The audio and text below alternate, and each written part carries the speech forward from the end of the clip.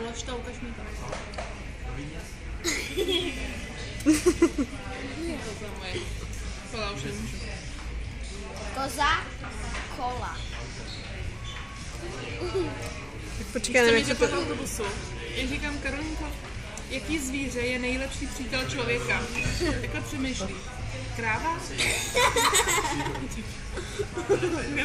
Ty možná máš nejlepší přítel člověka. Ty máš nejraději krávu?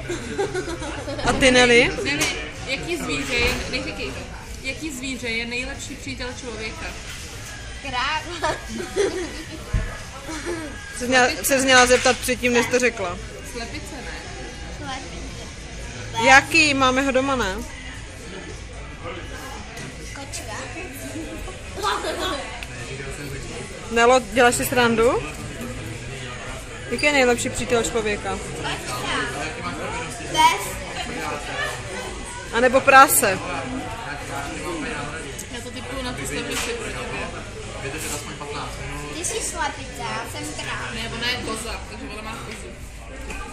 Ale já jsem kráva. Ne, já jsem krávička, ty jsi koza. Krávička. Jsi kráva. A to je tvoje maminka, takže ty musíš být tele a máma je kráva. Já říkám ty tele. Jo, ty jsi koza. Ty jsi takový tele. Vy? Máme tu takovou.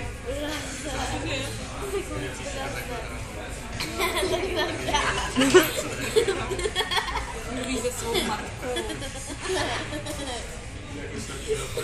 Tam se to tak ptá.